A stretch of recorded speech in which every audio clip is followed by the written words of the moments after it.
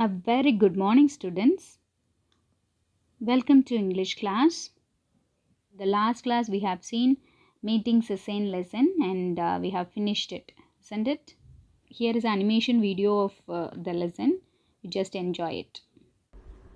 Flipping through his mother's book, a young Yannick admires the paintings of Provence by the master painter Cézanne. One summer, Yannick goes to Provence, occasionally helping his uncle run his inn. My cousin Amandine told me that a famous man was coming to dine with some friends. When I asked what he was famous for, she didn't reply and hurried me along. After the man and his guests left, I pulled the paper tablecloth off, scrunched it, and threw it into the fire as usual. Suddenly, Amandine shouted, "You fool!" and hurried to retrieve it. That man leaves a drawing on the tablecloth as a tip. He's the most famous painter in the world, idiot! She was in tears now, for she couldn't save the paper from burning. Uncle Bruno came striding. "Papa," she cried, "Yannick threw the drawing!" Uncle Bruno asked, "Did Yannick know who he was or why he left a sketch?" She nodded. "Then you should say sorry to Yannick." Uncle Bruno put his arm around me. "Never mind, Yannick," he said.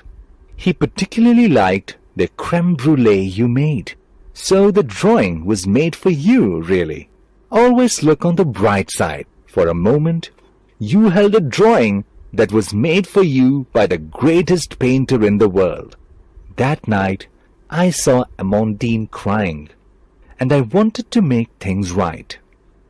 The next morning, I climbed the gates of the chateau, and there was the old man sketching. "Are you Monsieur Cézanne?" I asked. "My mother says you're the greatest painter in the world." He seemed a little puzzled, and then laughed. I explained why I had come. He said, "Of course, I'll draw another picture for Bruno. What would he like? Better still, what would you like?" I asked, "Can you do boats?" "I'll try," he replied with a smile. As he drew, he asked me about where I'd seen sailing boats, about where I lived in Paris. He said he loved Paris and sailing boats too. In the finished painting, there were 4 sailing boats racing over the sea, out and beyond the lighthouse, just as I'd seen them in Brittany, but he signed it Picasso. "I thought your name was Cézanne," I said. "How I wish it was," he said sadly. Have you enjoyed the video, students? Students, now we are going to see the book exercises. Okay, the page number of the book is 4. All of you turn to the page number 4. Those who have book, turn to the page number 4, and others just see the video. Choose the correct answer. Okay, Yannick threw the tablecloth into the fire because A. He was careless.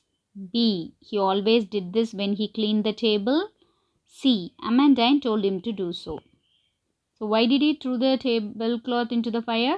He always did this when he cleaned the table. So which is the answer? B is the answer. Okay. Next one, second one. Uncle Bruno was angry with Amandine because why he was angry? She didn't tell Yannick to save the tablecloth. She shouted at Yannick in front of everyone. She blamed Yannick unfairly for the ruined tablecloth. So which is the correct answer? Yes, C. She blamed Yannick unfairly for the ruined tablecloth. Okay. Third question. According to Uncle Bruno, the unforgettable thing that had happened to Yannick was that the famous man liked his crème brûlée, that a great artist had made him a painting to show his appreciation for Yannick's effort, that he had met a great painter. So what is the unforgettable thing? So for this, we can tick this A answer and also B answer. Both are correct. Okay. So if you see inside the lesson means you can find out that both are correct answer. Okay. Then fourth one, Uncle Bruno asked Yannick to always look on the bright side of things. So why did he say that always look on bright side of things? Because doing so would change a bad situation. Because doing so would help him face a bad situation, so that he could always remain cheerful. So why he has said that? Because doing so would change a bad situation. Okay. So it will change the bad situation. Next one. The artist did not get angry at Yannick for not recognizing him. That is, Yannick has gone to the master artist and asked, "Are you Cezanne?" like that. But he didn't get angry, and he didn't because he is not recognizing him. He didn't care for what Yannick thought about him. He knew that Yannick was his friend's nephew and meant no ill will. He was touched by Yannick's innocence and his earnest attempt to set things right. Why means he was touched by Yannick's innocence. So avaroda innocence and earnest attempt to set things right. Because Amandine is crying, so I have to make her happy. Adnaladan he is taking this effort. Okay, so C is the answer. Okay, and now let's move on to the next page, grammar and usage. Okay, here you have already learnt in your lower classes about nouns. Here is a revision. Okay, so I'm not going to teach, just gives a revision. Okay, nouns. So what are all the nouns? Common noun, proper noun, collective noun, abstract noun, and we have some more nouns also. Okay, so common nouns means which is common, like student, school, crow, nest, basket.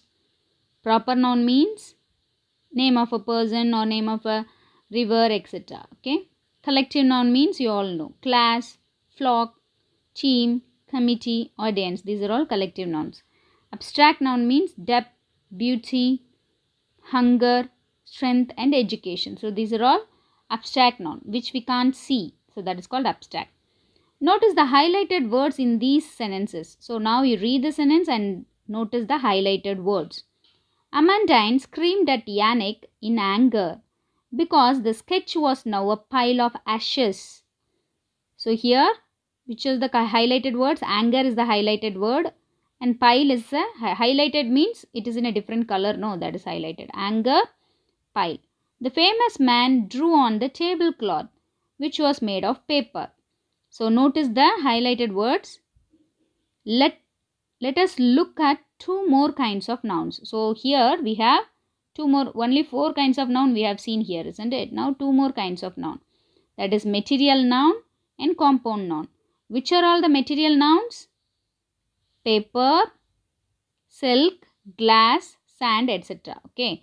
So here paper is a material noun. Compound noun, tablecloth, hairpin, sunrise, firefly, cutting board, swimming pool. So these are all compound noun. Let me explain what is material noun. Material noun means out of this material noun we can make so many things. For example, with the paper we can make so many things, isn't it? So paper is used for something else. With the silk we can make silk saree. With the glass we can make a glass tumbler and window glass, and car glass, anything, isn't it? And with sand we can make mirror, and with sand we can build houses. We can build sand is used for constructing materials and so many things also. Okay, and compound nouns means two common nouns will form together. That is table, separate word, cloth, separate word, and both coming together to give a compound noun. Okay, hair, separate noun, pin, separate noun, both coming together to give a different meaning. That is hairpin. Sun, different, rise, different, sunrise. So two common words, two nouns form together to become compound noun. Okay, here is a note. All of you see this. Compound nouns consist of two or more nouns that are joined. So compound nouns means two or more nouns that joined is called compound nouns. These can form one word or can be joined by a hyphen or remain two words. So it can join as a one word like this, sunrise, firefly madri. Okay. And it can also remain as two words. For example, two words by inserting this hyphen. Okay. Cutting board. It's not a single word. Cutting board, two words, but it is joined together with hyphen. And the code marikla, that is called hyphen. Hyphen word vachi. So ipdi varum. This is also a compound noun. However, even if they are two words, as in swimming pool, they represent one. So இன்னொன்று swimming பூலில் ஹைஃபனும் இல்லை சேர்ந்தும் இல்லை, அப்படி தான் நான் தனித்தனியாக இருக்குது. But we consider it as a same word. Swimming pool same வேர்டாக தான் நம்ம சொல்லுவோம். சரியா? ஸ்விம்மிங் தனி, பூல் தனி. But swimming pool is a compound word. But hyphen போட மாட்டோம். பட் சில வேர்ட்ஸுக்கு we will put hyphen and for some words we won't put hyphen. For some words கேப்பே விடாமல் we will write it as a single word like this. Okay. Now could you understand about material and compound noun? So these and all you have already studied in 5th standard. So let us move on to next page. See here students, here is your exercise. Say which kind of noun the highlighted words are. Refer to a dictionary if you are in doubt. So we may have doubt, isn't it? So the highlighted words are there, isn't it? There are red or it is in a colorful, there are so many colorful words, isn't it? So you have to use a dictionary. If you have doubt means you can use the dictionary and find out what kind of a noun it is. All of you see here. Let us see the first sentence. They have given the answer here. We stopped on our way to admire a beautiful rainbow across a waterfall.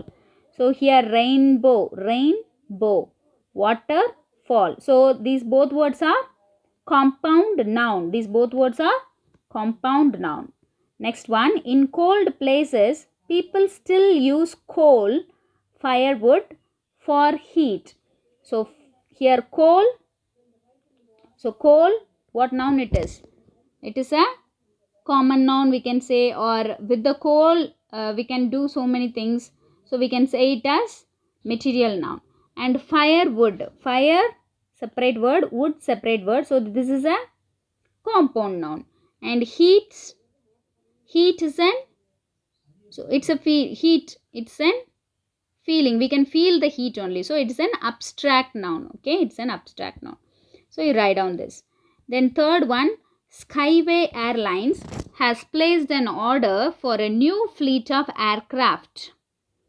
So Skyway Airlines, Skyway Airlines, it's a proper noun. Okay, S is the capital, that is name of the airlines, capital S. So it is a proper noun. And fleet is a fleet, new fleet of aircraft. Fleet means, yes, it's a what kind of noun it is? Yes, it is a collective noun. Okay, it is a collective noun. So likewise you have to do it for 4, 5, 6 and 7. Okay, those who don't have book, you write in your note and then send it to me. This is your assignment. Okay, so you have to send the homework to me. I have given answer for second one and third one. So you have to write from second, third, 4, 5, 6, 7. So for this 7 things you have to send the answer in the assignment group. Okay students. Now let us see countable and uncountable nouns with determiners. Okay, so determiners means, you all know that these are all determiners. And, every, either, neither, each, another, this, that, much, a little, less, this, that, many, both. So these are all some, any, enough. These are all determiners. My, your, which, what, his, her, everything will be there. Okay, these are all determiners. So read these sentences. The old man had very little hair. The old man had very little hair. He quickly made another sketch for Yannick. The highlighted words are determiners. They give us an idea, the quantity or numbers of the nouns. So here if we refer little hair means, so hair is an uncountable thing. So for that we have to say it as a little hair. That is kammiya mudi irukradha. We have to use the determiner little. And another sketch, that is he quickly made another sketch. next sketch. That is, he quickly made another sketch, another drawing. Okay, so for that they have given. Here is a table for countable and uncountable nouns that we have to use these determiners. That is, for singular countable nouns we have to use this determiner: a, an, every, either, neither, each, another, this, that. So we can use this. Here is an example. For example, either color, another bag, because bag is a singular countable, color is a singular countable, and each person is a countable. So for that and all we have to use this kind of determiners. And singular uncountable noun, we have to use this kind of determiners. For example, a little care. So this is a singular but uncountable, isn't it? For these and all, little, less, much. So we have to use these determiners. Then plural countable nouns. For plural countable, we have to use these determiners: many, both, and all. For example, pots. Pots is a plural, but it's a countable. So for that, both parts. Plants, few. And then leaves, 2 leaves. So like this we have to use.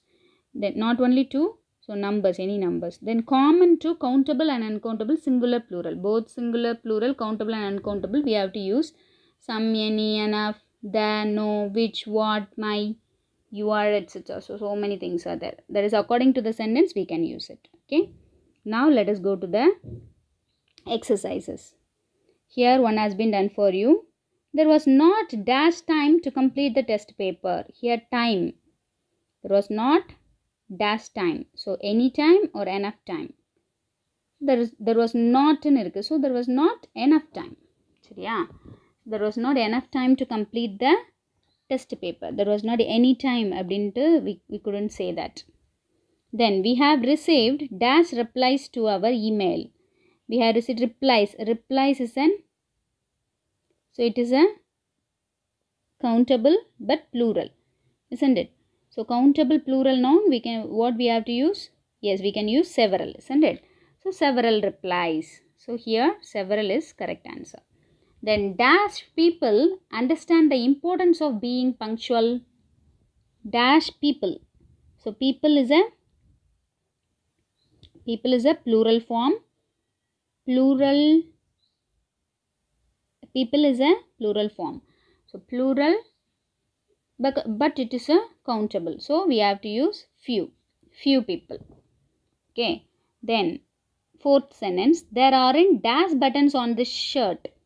There are not. இன்னொன்று not அப்படி இருந்ததுன்னா there aren't, அதில் வந்து இதே இல்லை, எதுவுமே இல்லை அப்படின்னு அர்த்தம். Okay. there aren't any buttons on this shirt. So some buttons நம்ம சொல்ல மாட்டோம். There are only some buttons on this shirt ன்னு சொல்லலாம். But negative வந்துருச்சுன்னா we have to put any. There aren't any buttons on this shirt. Okay. Then can you pass me dash shirt please?